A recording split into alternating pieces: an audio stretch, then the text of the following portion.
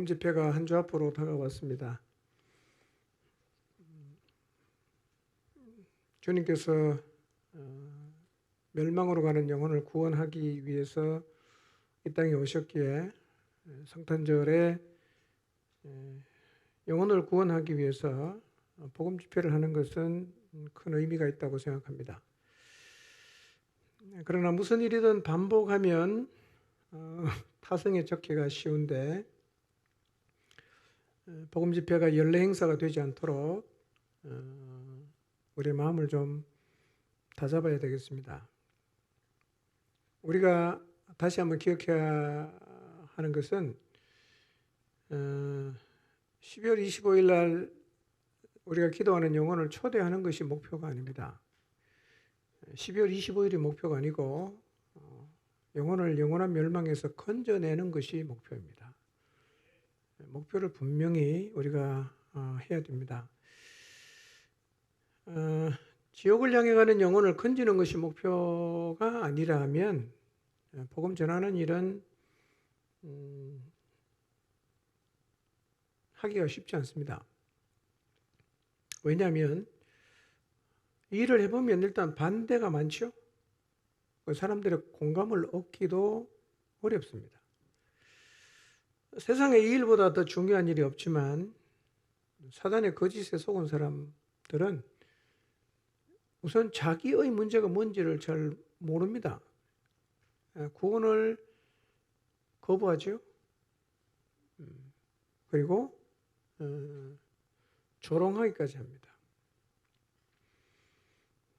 그 영혼이 지옥 간다는 확신을 가지고 그들을 그 자리에서 건져내려는 마음이 없다면 이 일은 좀 하다가 포기하거나 금방 멈추게 될 수밖에 없습니다. 그래서 영혼을 멸망의 자리에서 건져내는 것이 얼마나 중요한 일인가를 하나님 앞에서 다시 한번 내 마음속에 확신을 가지고 새기시기를 바랍니다. 25일이 목표가 아니라 영혼을 건져내는 게 목표입니다. 그 일은 주님 오시는 날까지 우리가 쉬지 않고 해야 되는 일이기도 하죠. 자, 지난 수요 기도회 시간에 광야에서 벌였던 아말렉과의 전투의 승패가 전쟁터가 아니라 산 위에서 결정되었다는 말씀을 드렸습니다. 여러분, 전쟁의 승패가 산 위의 기도로 결정이 됐다. 참 놀라운 일입니다. 여러분, 전쟁은 군사력으로 승패가 결정되는 게 상식 아니겠습니까? 근데 성경에 나와 있는 많은 전쟁은 군사력이 승패를 결정하지 않았어요. 오히려 기도가 전쟁의 승패를 결정했습니다. 이 말의 의미가 뭘까요? 전쟁은 하나님의 손에 달려있다. 그런 얘기입니다. 민족 간의 전쟁뿐만 아니라 영적인 전쟁도 똑같습니다. 전쟁의 승패는 하나님의 손에 달려 있습니다. 그래서 놀랍게도 모세가 손을 들면 이스라엘이 이겨요. 근데 어떻게 손을 계속 이렇게 들고 있겠어요? 하루 종일. 힘들잖아요. 너무 힘들어 손을 내리면 아말렉이 이기는 거예요. 그럼 어떻게 손을 내리겠어요? 내리면 이스라엘이 지금 밀리니까 들고 있어야 되지 않겠어요?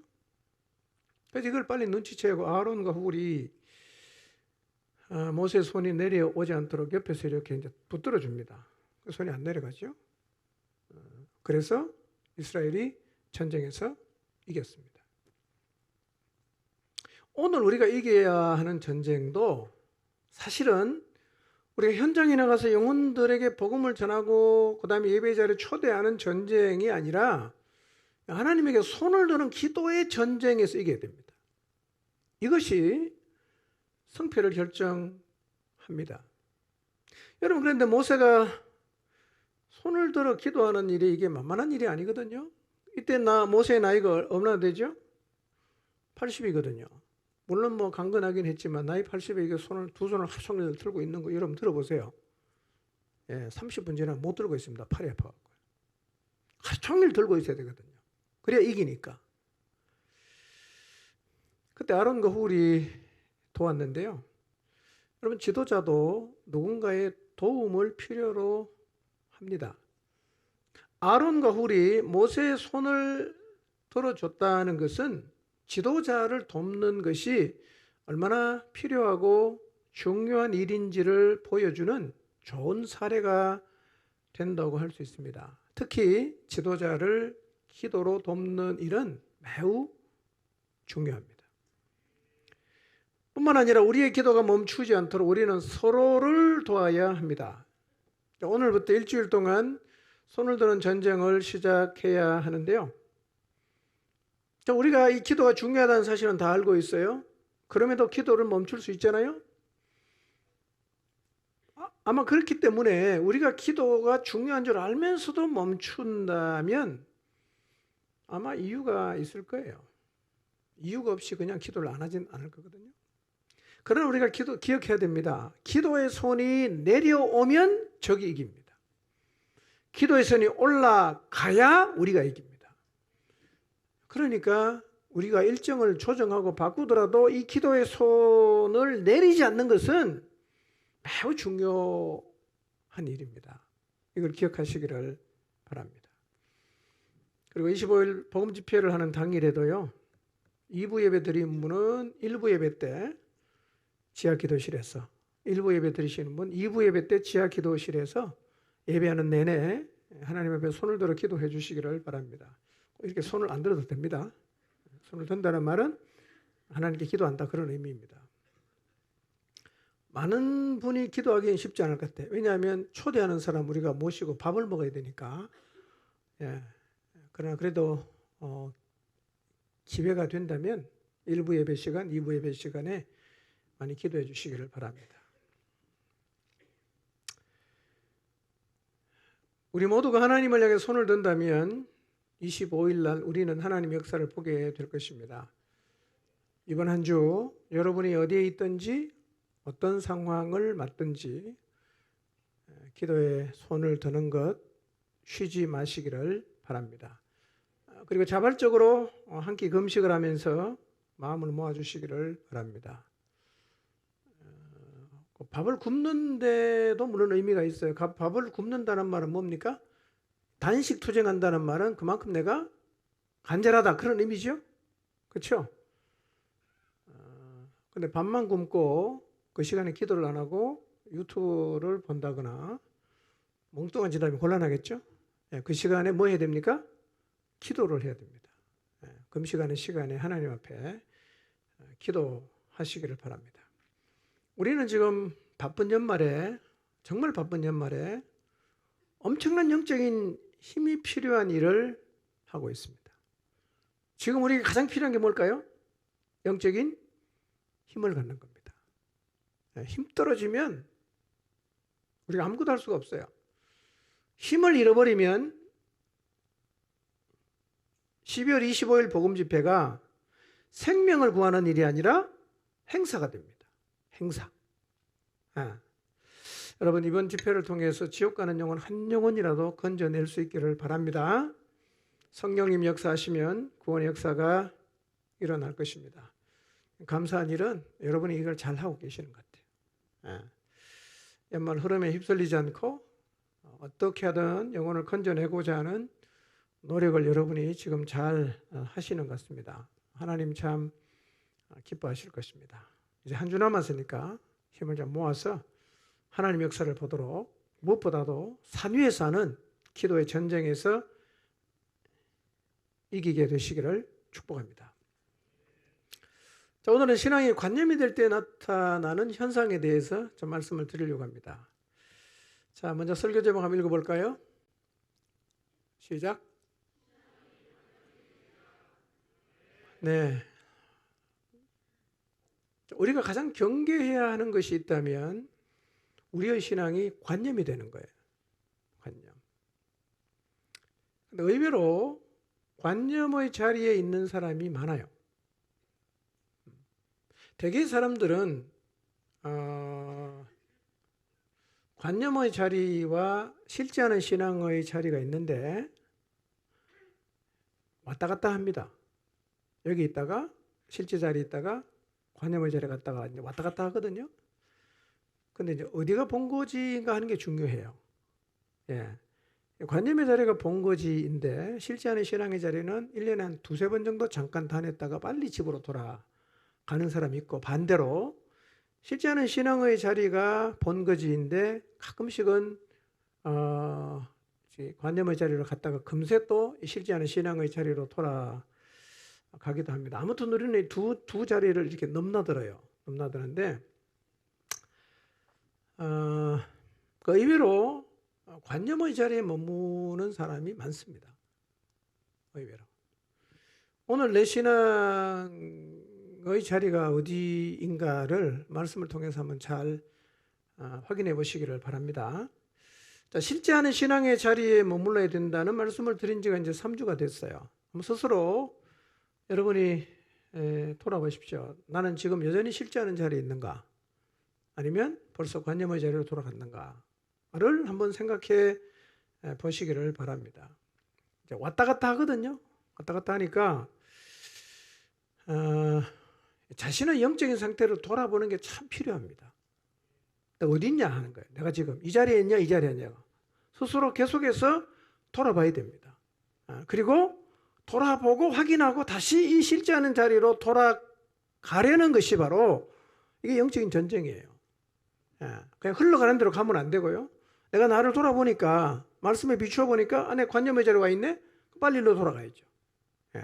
이런 일이 사실은 누가 말하지 않아도 우리 안에서 계속해서 반복이 돼야 됩니다. 그래, 어쨌든 간에 우리는 이 실제하는 자리에 머물고 있어야 합니다. 여러분, 실제하는 신앙의 자리에 있다는 것은 나는 실제하는 신앙의 자리에 있다라고 우겨서 되는 건 아니에요. 왜냐하면 실제하는 신앙의 자리에 있으면 이 관념의 자리와는 완전히 다른 삶이 나타나기 때문에 삶이 완전히 달라집니다. 달라져요. 제가 이제 3주 전에 말씀드렸죠. 다윗이 골리앗을 향해서 달려갔잖아요. 그게 어떤 신앙입니까? 실제하는 신앙이에요. 자, 나는 지금 그러면 다윗이 골리앗을 향해 달려갈 수 있었던 바로 그 실제하는 신앙의 자리에 있는가? 나는 지금도 골리앗을 향해 물맷돌을 들고 달려갈 수 있는가를 한번 생각해 보십시오. 갈 수 있어야 돼요. 이런 일은 계속해서 우리의 삶 가운데에서 일어나야 하는 거예요. 여러분, 그런데 성경에서 다윗 한 사람만 골리앗을 향해 달려간 건 아니에요. 이 실제하는 신앙을 가지고 믿음으로 걸음을 옮긴 사람들의 이야기가 성경에 꽤 많습니다. 그중에 오늘 제가 한 두 사람만 더 여러분에게 소개하겠습니다. 하나는 누구냐면 사울의 큰아들 요나단입니다. 요나단과 다윗은 코드가 맞았죠. 두 사람이 얼마나 사랑했는지 성경에는 여인의 사랑보다 승하다 이렇게 표현을 하거든요. 오해하지 마십시오. 동성연애한 거 절대로 아니에요. 왜 코드가 맞았냐? 다윗이 갖고 있던 믿음하고 요나단이 갖고 있던 믿음이 똑같아요. 얘기를 해보니까 하나님을 향한 마음이 똑같으니까요. 나이 차이가 꽤 났는데 금세 친해지고 형제처럼 지냈어요. 자, 그러면 요나단의 신앙을 엿볼 수 있는 내용인데요. 사무엘상 14장 8절에서 12절입니다. 읽지는 않습니다. 이스라엘이 블레셋과 전쟁을 벌이고 있을 때의 일입니다. 자, 요나단이 자신의 병기를 든 젊은 용사와 함께 블레셋의 전초부대가 있는 곳으로 가요. 전쟁을 벌이고 있는데요. 요나단 안에 이런 마음이 드는 거예요. 주님이 도와주시면 우리가 승리를 할 수 있을 텐데. 전쟁의 승리라는 것은 군대의 수가 많고 적음에 있지 않는데, 이걸 요나단은 진짜 믿었어요. 그래서 하나님이 허락하시기만 한다면 우리 둘이라도 블레셋 진을 향해서 가자, 이런 마음이 있어요. 그리고 하나님께서 자신들을 블레셋 진을 향해 가라고 하시는 징조를 이렇게 정합니다. 자, 블레셋 군인들에게 두 사람이 자기를 딱 보이는 거예요. 보는데 앞에 딱 나타나면 블레셋 군인들이 말하기를, 야, 꼼짝하지 말고 우리가 갈 때까지 거기 기다려 라고 말을 하면, 아, 이것은 하나님이 우리에게 올라가지 말라고 말씀하시는 것이고, 그런데 우리가 그들 앞에 우리를 드러내 보였을 때 이리로 올라와라 라고 하면 주님이 그들을, 블레셋을 자기들에게 넘겨준 징조로 받겠다라고 그렇게 정해요. 그리고 난 다음에 두 사람이 블레셋 군인 앞에 자기를 드러내는 거예요. 그랬더니만 블레셋 군인들이 보고 요나단에게 이렇게 말하는 거예요. 이리로 올라와라 이렇게 말했어요. 그럼 어떻게 하라는 거죠? 어떻게 하라는 거죠? 올라가야 되잖아요. 요나단이 자기의 무기를 든 병사에게 말합니다. 하나님이 이 블레셋을 이스라엘 손에 붙여 주셨다. 그리고는 올라가는 거예요. 몇 명이 올라가요? 2명이. 여러분, 2명이 올라가서 전쟁하면 결과가 어떻게 될까요? 100% 지겠죠. 100% 지죠. 여러분, 군대가 진치고 있는데 이스라엘 군이 둘이 가서 어떻게 이깁니까? 근데 요나단은요, 전쟁의 승리는 군인들의 숫자에 있지 않다는 걸 진짜 믿었어요. 하나님이 징조를 보여주면 가겠다 이거예요. 그 두 사람이 올라갔어요. 근데 그날 이 두 사람을 통해서 이스라엘이 대단한 승리를 거둡니다. 올라갔더니 지네끼리 막 싸우는 거예요. 난리가 났어요. 여러분, 실제하는 신앙이 뭡니까? 하나님이 징조를 보여주면 2명이 적진으로 가는 거예요. 이게 실제하는 신앙입니다. 여러분 생각해 보세요. 이 요나단의 병기를 던 자가 둘인데 어떻게 그 많은 블레셋 군대를 향해서 갈 수가 있었을까요? 이거예요. 요나단은 하나님을 진짜 믿었어요. 전쟁의 승패가 군인의 숫자에 있지 않다는 걸 진짜 믿었습니다.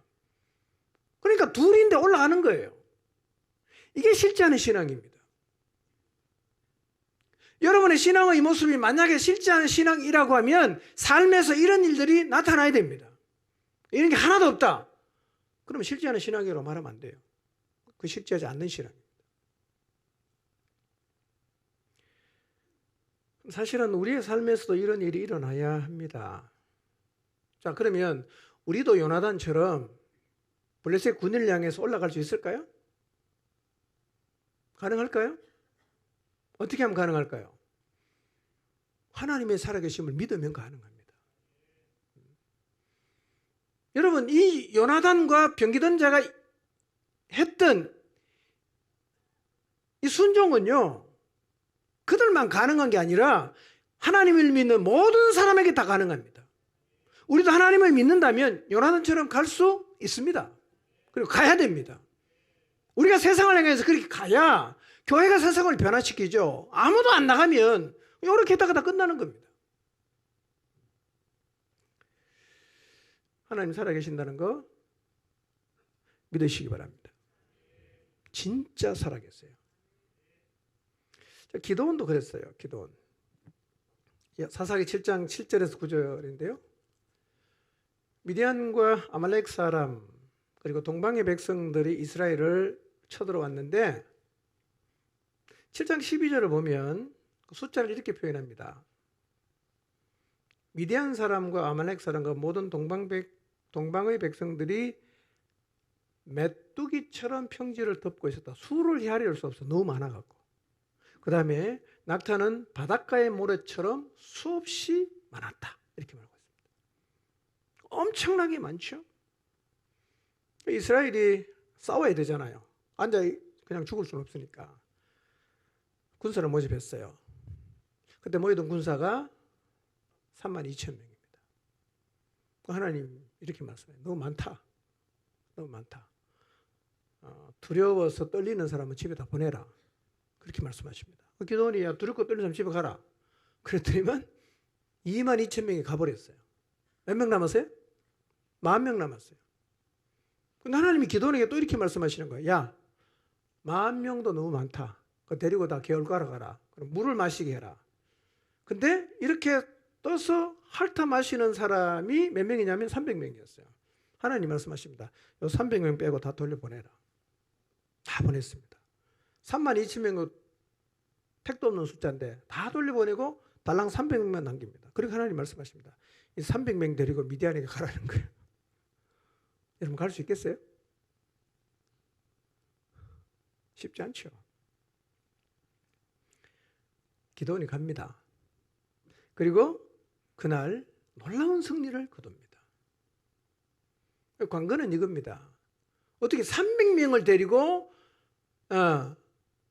메뚜기 떼처럼 많은 이 동방의 연합군들을 향해서 나갈 수 있느냐 하는 거예요.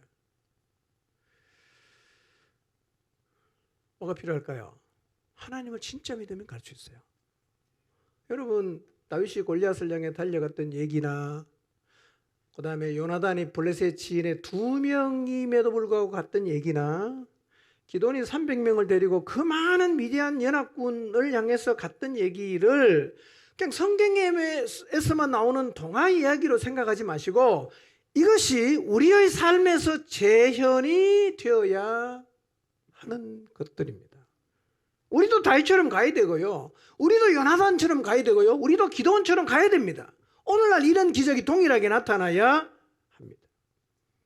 누가 갈 수 있어요? 하나님을 진짜 믿으면 갈 수 있습니다.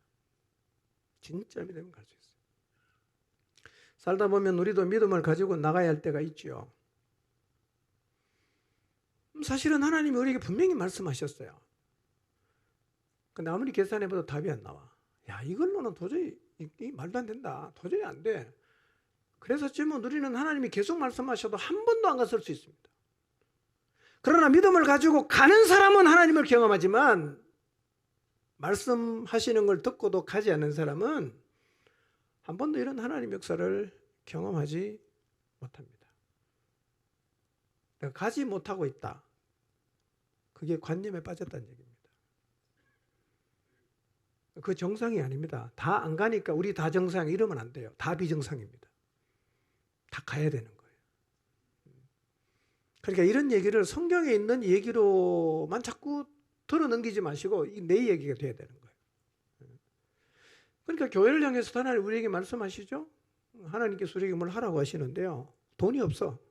도저히 하기 힘들 것 같아. 그럼 하나님이 하라고 하면 해야 됩니까? 안 해야 됩니까? 무조건 해야 돼요. 그럼 될까요? 안 될까요? 되죠. 이런 경험이 많아야 된단 말이에요. 우리 개인의 삶도 똑같습니다. 여러분의 가정에서도 똑같습니다. 하나님 뭔가를 말씀하시면 우리는 자꾸 계산해보고 갈지 말지를 우리가 판단하는데요. 하나님 말씀은 계산할 필요가 없습니다. 왜냐하면 숫자하고 별로 상관이 없거든. 하나님이 하시기 때문에 가야 되는 거예요. 그게 뭐냐? 그게 쉽지 않은 신앙입니다. 근데 계속 못 간다. 이미 관념이 빠진 겁니다, 여러분. 여러분 우리가 보기에 세상이 우리보다 훨씬 강해 보이죠? 우리는 기도원의 300 용사처럼 작아요. 세상을 보니까 메뚜기 떼처럼 많아. 우리 힘을 보니까 너무 보잘것없어. 세상이 너무 강해 보이는 거야. 그러니 하나님 우리에게 말씀하셔도 우리는 계속 민거적거립니다. 어떤 사람은 하나님 말씀하셔도 아예 나갈 생각을 안 해요. 아예 나갈 생각을 합니다. 그러니까 아무 일도 안 일어나죠. 여러분 우리가 하나님을 믿고 나간다면 세상을 정복할 수 있습니다. 아멘입니까? 예. 여러분 다윗 때요 이스라엘이 굉장히 강성해서 어디서 나가든 이깁니다. 왜 이겼을까요? 하나님을 믿고 나가니까 하나님이 책임지셨단 말이에요. 오늘 우리에게도 똑같은 원리가 적용이 됩니다. 그런데 우리가 하나님의 실제를 느끼지 못하면 우리보다 강해 보이면 우리는 못 나가요. 우리보다 강해 보이면 우리는 싸울 생각을 안 합니다. 그리고 어떤 태도를 보이냐? 골리앗 앞에 있던 이스라엘 군인처럼 다 두려워해서 구덩이에 숨고 바위 뒤에다 숨어요. 이렇게 되면 갇혔다고 할 수 있습니다. 두려움에 갇힌 거죠. 어쩌면 우리의 모습이 골리앗이 두려워 갇히고 블레셋이 두려워 갇히고 미디안과 아말렉이 두려워서 이미 갇혔을 수도 있어요. 말로는 하나님을 믿는다고 하는데 내가 좌우를 살펴보니까 내가 할 수 있는 게 없어요. 할 수 없어. 이 생각에 딱 사로잡혀 있는 거예요. 난 할 수 없어요. 사로잡혀 있어요. 늘 하는 말이 상황을 보고 주위를 돌아보면서 말합니다. 난 못해. 그건 불가능해. 안 돼. 다 이렇게 말하면서 아무것도 하지 않고 있는 것이 오늘 내 모습은 아닌가를 돌아볼 필요가 있습니다. 여러분, 우리가 상황이 두려워서 앞으로 나가지 못하면 갇히죠? 두려움에 그 자리에 딱 갇히죠? 갇히면 관념의 자리 떨어집니다. 갇히면 관념의 자리 떨어집니다. 그리고 우리의 신앙이 관념으로 떨어지면요, 그 다음부터는 신앙이 종교적이 돼요. 여러분, 신앙이 종교적이 되면 신앙생활의 의미가 아주 적거나 아예 없어집니다. 신앙의 의미가 없어지거든요. 신앙생활의 의미가 없어지면 기쁘지 않습니다. 감사하지도 않아요. 감격도 없습니다. 여러분, 그래서 신앙의 의미를 잃어버린 사람들이 늘 하는 얘기가 뭐냐면 힘들다, 부담스럽다, 이 얘기만 계속합니다. 하나님이 주신 은혜, 기쁨과 감격, 열정, 간절함, 이게 있는 게 아니라요. 그건 없고 늘 하는 얘기가 힘들다, 부담스럽다, 하기 싫다, 이런 얘기만 계속하거든요. 이런 얘기를 한다면 이미 관념에 빠진 것입니다. 여러분, 구약 성경을 읽어보면 하나님을 찬양하는 게 직업인 사람이 굉장히 많습니다. 레위 지파 중에. 찬양이 직업이야. 밥 먹고 그 사람 찬양만 해요. 무슨 의미일까요? 우리 하나님을 향해서 감사하고 찬양하는 것이 그만큼 의미가 있고 당연하고 중요하다는 얘기입니다. 우리는 지금 하나님을 향해서 전심으로 감사하고 찬양하고 있을까요? 저는 사실은 좀 놀랐어요. 야, 찬양하는 사람이, 찬양을 직업으로 가진 사람이 이렇게 많은가? 이렇게 많은가? 퇴근하고 저녁에만 하면 되잖아. 아니에요. 그 사람도 늘 찬양하는 거예요. 그만큼 우리는 하나님께 감사와 찬양을 올려드려야 되는데 신앙의 관념에 빠지면 그게 없어지거든요. 늘 불평합니다. 힘들어 죽겠다고. 왜 이렇게 자꾸 불러내냐고. 항상 그런 얘기만 하거든요. 이 모습이 관념적 신앙의 전형입니다. 지금 우리 모습이 이러하진 않는지 한번 잘 돌아보시기를 바랍니다. 여러분, 신앙의 관념이 되었던 라오디게아 교회는요, 열정을 잃어버리고 모든 게 미지근했습니다. 그리고 신앙의 관념이 되었던 이스라엘과 유다는 결국 망했거든요. 여러분, 우리의 신앙이 무너지는 과정이 있습니다. 신앙이 하루아침에 확 무너지진 않습니다. 무너지는 과정이 있는데요. 첫 번째 단계가 뭐냐면 관념의 자리로 빠지는 겁니다. 신앙이 관념의 자리로 빠지는 것이 무너지는 첫 단계입니다. 여러분, 관념화된 신앙은 사실은 이미 무너졌죠. 왜 관념화되면 무너졌냐? 그 이유는 제가 뒤에 가서 설명하겠습니다. 이스라엘도 신앙이 관념화되면서 무너지기를 시작했는데요. 여러분, 그 관념의 자리에 있을 때 우리가 갈 수 있는 길이 두 길이 있습니다. 하나는 회개하고 실제하는 자리로 오든지, 아니면 관념의 자리에 있으면 더 밑으로 떨어지는 길이 있습니다. 그게 뭔지 아세요? 두 번째로 무너지는 자리인데 배역하는 자리입니다. 관념에 빠진 사람은 그 다음에 배역하는 자리로 가요. 배역하는 자리로 가면 하나님은 완전히 떠나가는 거죠. 여러분, 이스라엘도 처음에는 관념에 빠졌거든요. 그러다가 시간이 계속 가면서 완전히 하나님을 배역하는 자리로 갔어요. 그리고 하나님 심판을 받아 망했습니다. 여러분, 관념에 빠진 신앙이 배역의 자리로 넘어가는 이런 역사 속에서도 있지 않습니까? 영국을 보십시오. 영국 교회. 다 망했습니다. 전체는 아니지만 미국 교회 가운데도 관념의 단계에서 배역의 단계로 넘어가는 사람이 있고 한국 교회도 똑같습니다. 관념의 신앙에 빠졌다가 하나님을 배역하는 자리로 나가는 사람이 한국 교회 안에서 계속해서 생겨나고 있습니다. 여러분, 관념에 빠지면 필연적으로 배역하는 자리로 갑니다. 그러니까 우리의 신앙이 관념의 자리에 빠졌다는 것은 굉장히 위험합니다. 굉장히 위험한 거죠.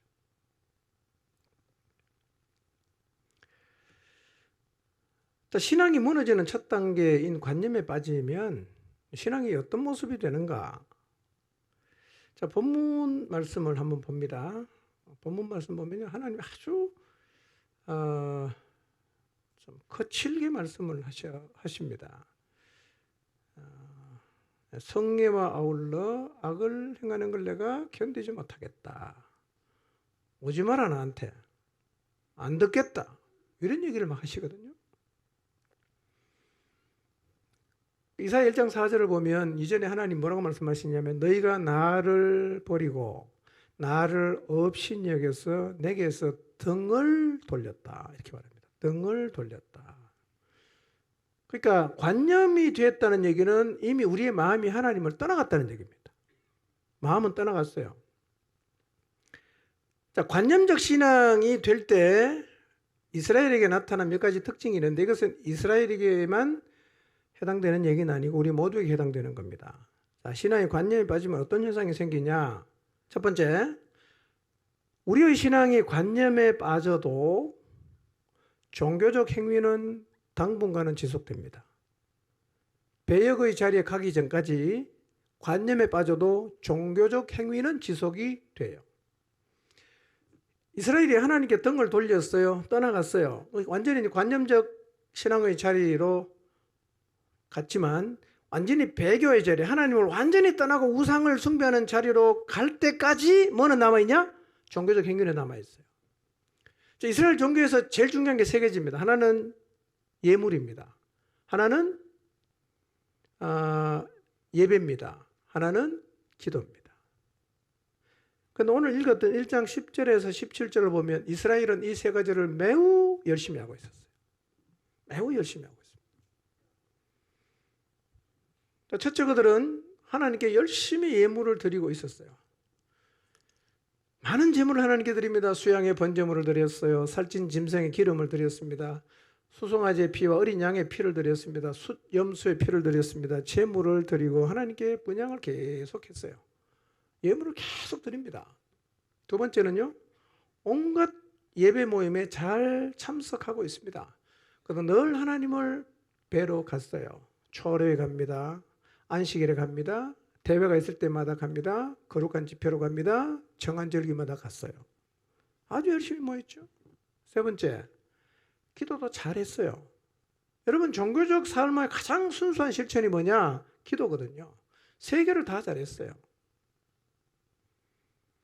이 참 중요한 얘기입니다. 여러분, 우리의 신앙이 관념에 빠져도 종교 행위는 잘할 수 있습니다.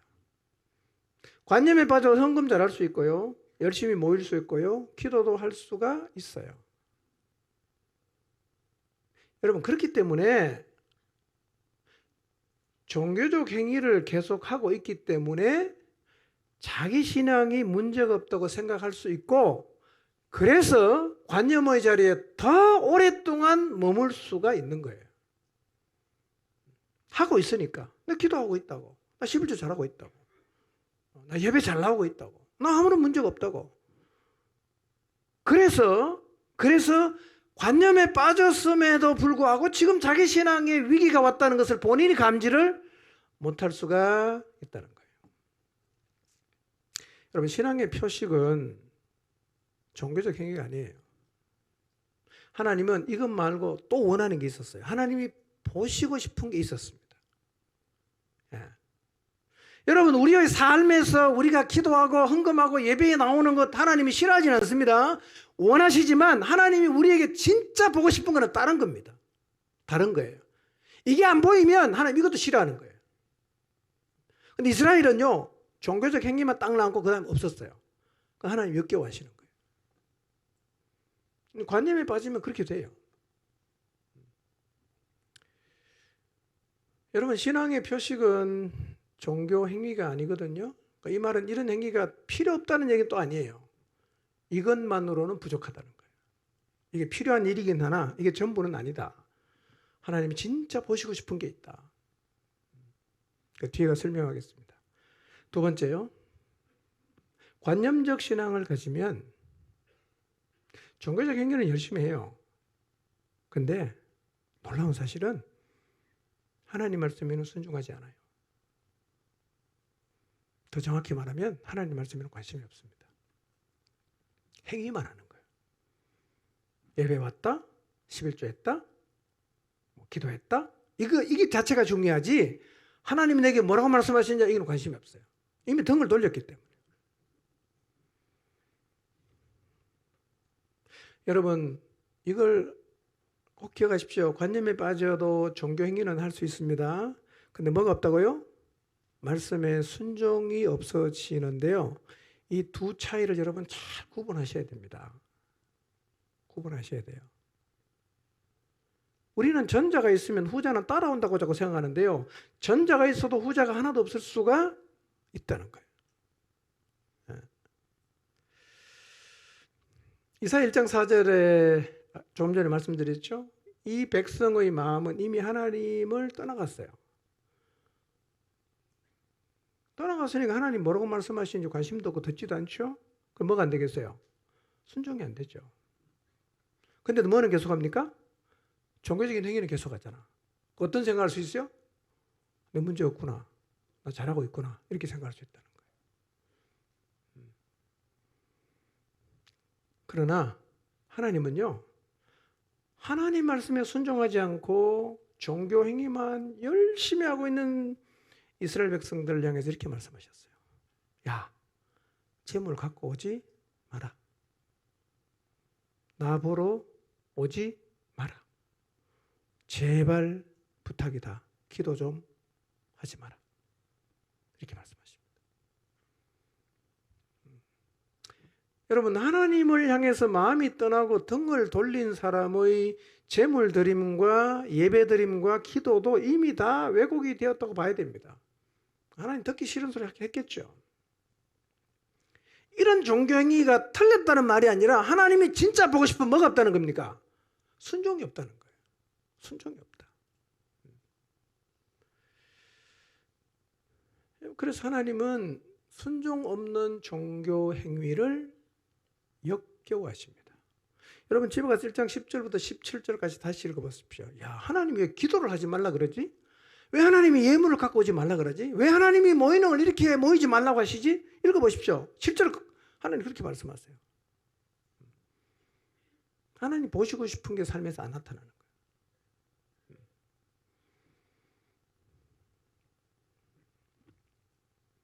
그러니까 신앙이 관념화됐다는 말은 이미 불순종하고 있다는 말입니다.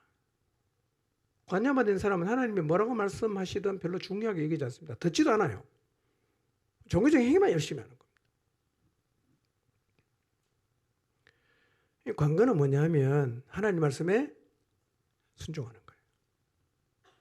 순종해야 됩니다. 그러니까 하나님 순종을 요구하세요. 16절과 17절을 이렇게 말하거든요. 스스로 씻고 스스로 깨끗하게 하며 내 앞에서 악한 행실을 버리고 악한 일을 그쳐라. 이렇게 말씀하십니다. 이게 뭐냐면 다 과거형이거든요. 이런 의미입니다. 네 삶을 돌아보면서 잘못된 거 바로잡고 회개할 거 회개하고 돌아설 자리에서 돌아서라. 너에게 필요한 건 이거라는 거예요. 예물이 필요한 게 아니다. 기도가 필요한 게 아니고 절기마다 모이는 게 필요한 게 아니라 네 삶을 바꾸어라 이거예요. 그게 네한테 필요하다는 거예요. 삶이 하나도 안 바뀌는 거예요. 결국 이걸 한마디로 말하면 이스라엘 백성의 문제가 뭐냐면 탐욕입니다. 욕심.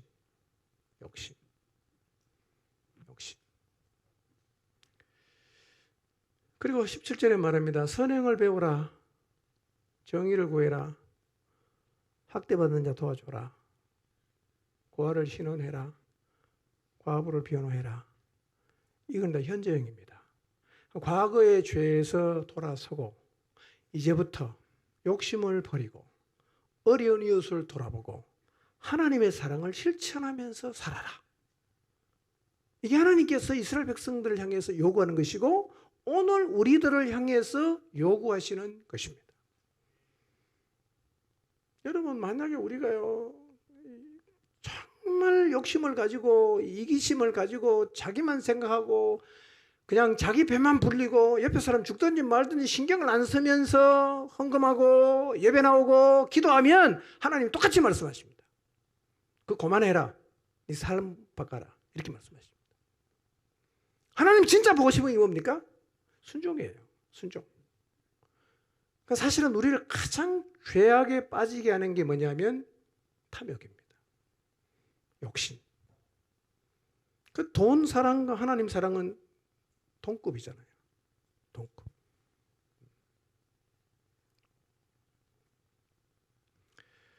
여러분, 이제 우리 하나님 앞에 있어서 탐욕을 버려야 됩니다. 탐욕. 그리고 사랑의 마음으로 이웃을 생각하면서 살아야 합니다. 이게 하나님이 원하시는 거예요. 그런데 하나님은요, 그 당시 이스라엘 나라를 이렇게 바라보시면서 이사야 선지자 보냈잖아요. 근데 이사야를 통해서만 그 얘기를 하는 게 아니라 동시대 활동했던 미가라는 선지자를 통해서도 똑같은 얘기를 합니다. 미가서 6장 6절에서 8절인데요. 하나님 이렇게 말씀하십니다. 내가 원하는 건 예물이 아니다. 하나님은 1년 된 송아지나 수천 마리의 양이나 수많은 강줄기를 채울 올리브 기름이나 혹은 마다스를 바치는 걸 원하지 않는다는 거예요. 내가 그걸 원하는 게 아니다. 내가 진짜 원하는 이거다. 정의를 행해라.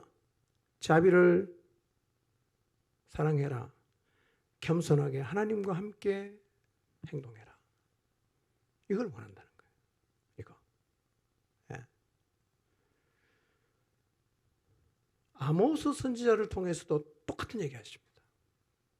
그러니까 하나님이 그 당시 이스라엘을 바라보면서 제일 하시고 싶은 얘기 이 얘기입니다. 3명의 선지자를 통해서 똑같은 얘기를 반복합니다. 아모스 5장 21절에서 24절. 하나님 말씀하십니다. 너희가 벌이는 절기 행사가 싫다. 너희가 성회로 모여도 난 하나도 안 기쁘다. 번제물과 곡식 제물을 바쳐도 내가 거들떠보지도 않겠다. 화목제로 살찐 짐승을 바쳐도 내가 안 받겠다. 너희가 노래소리와 검은고를 타면서 나를 노래해도 나는 안 듣는다. 내가 원하는 게 뭐냐? 공의가 물처럼 흐르고 정의가 마르지 않는 강처럼 흐르는 것이다. 타락한 사회상을 얘기하는 거거든요.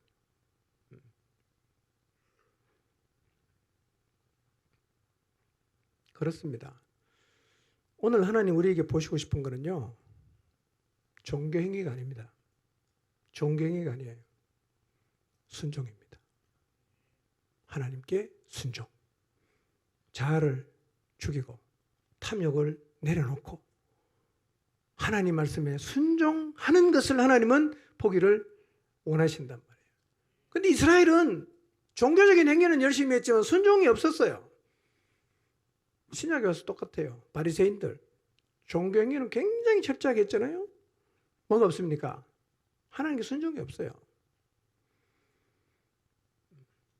그래서 관념에 빠져서 패망의 길을 걷는 이스라엘을 향해서 하나님은 이사야 선지자를 통해 이렇게 말씀하세요. 이사야 29장 13절입니다. 한번 읽어볼까요? 시작. 입술로는 나를 공경하나 그들의 마음은 내게서 멀리 떠났나니 그들이 나를 경외함은 사람의 계명으로 가르침을 받았을 뿐이다. 자, 이 백성이 입으로는 어떻게 합니까? 입으로는 하나님을 가까이 하죠. 그 다음에 입술로는 하나님을 공경해요. 그럼 뭐가 없어요? 마음이 없어요. 다 립서비스입니다.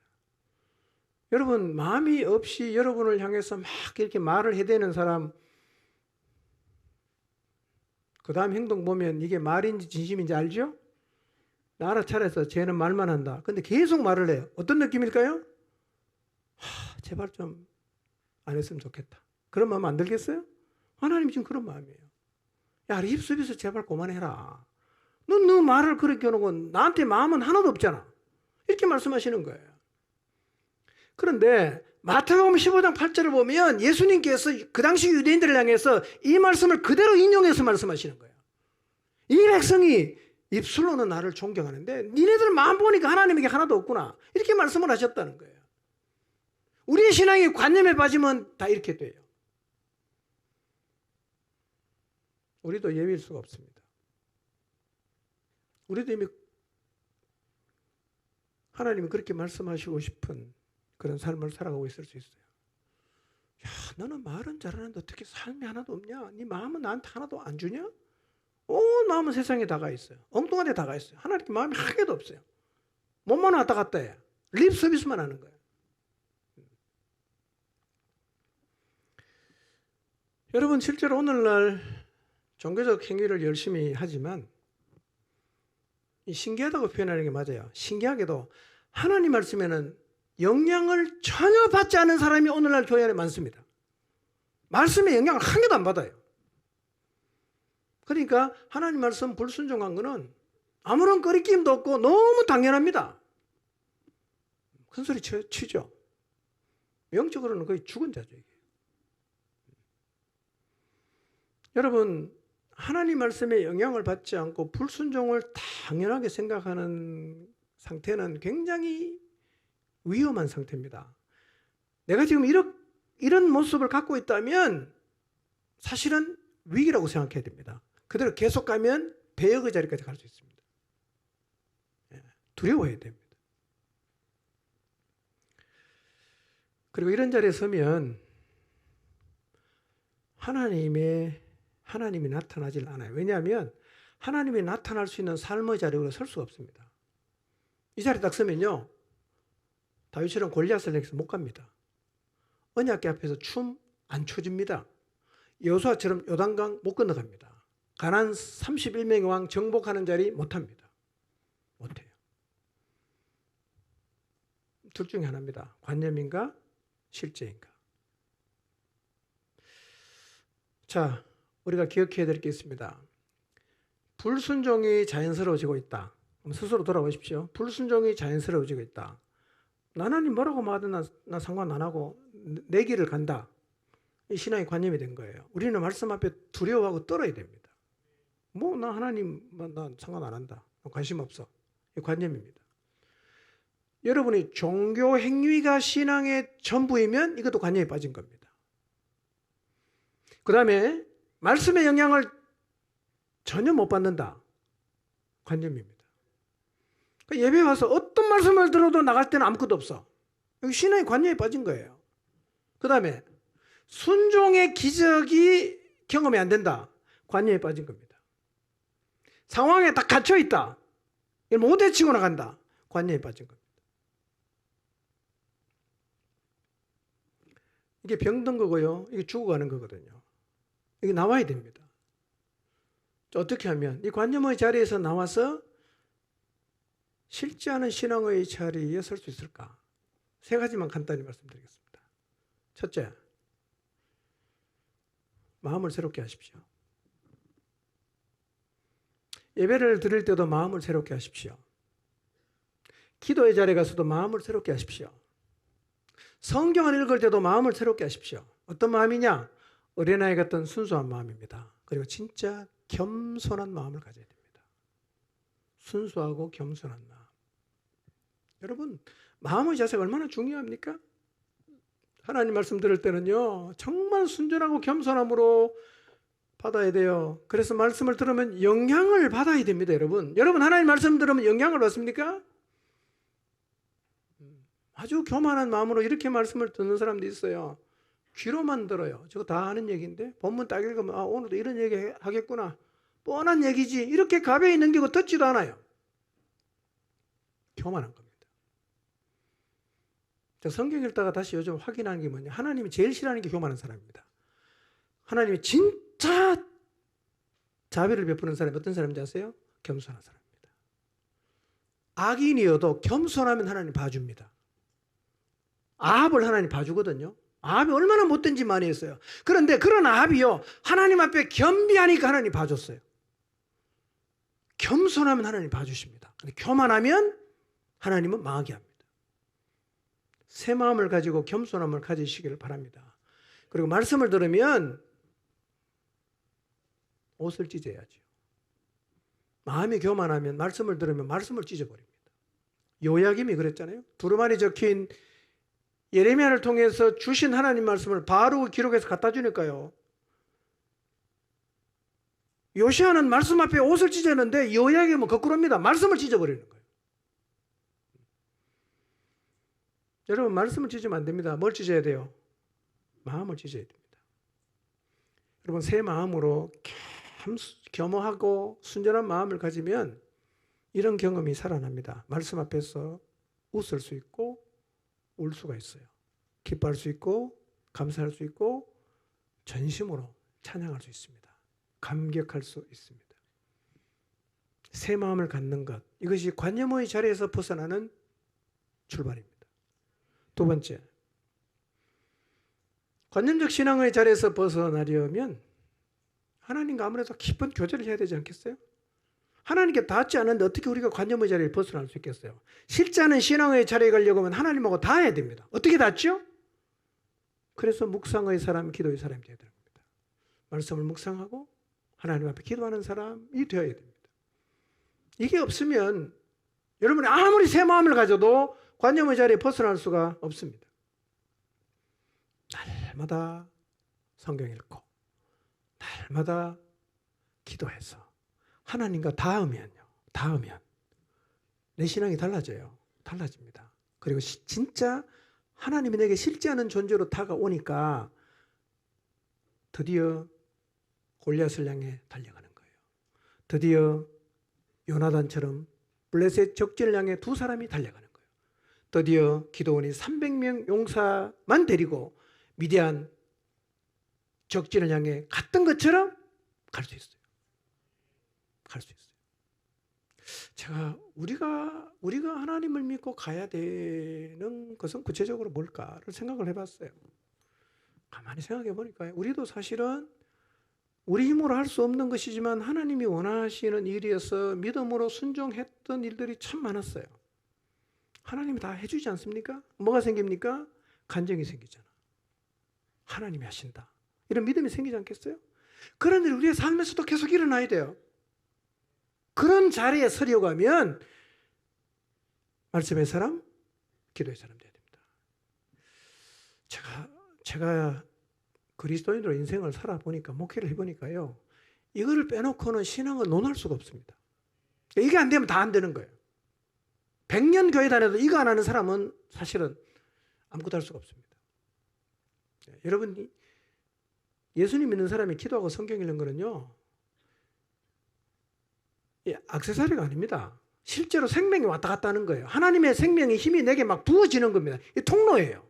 이 통로 다 막아놓고 없애버리고 나서 우리가 하나님의 힘을 입고 살겠다. 그거 안 됩니다. 그거요. 안 돼요. 아예 안 되는 겁니다.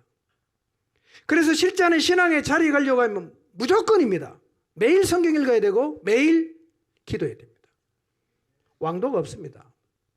3대 장로, 5대 목사 아무 상관없습니다. 아무 상관없습니다.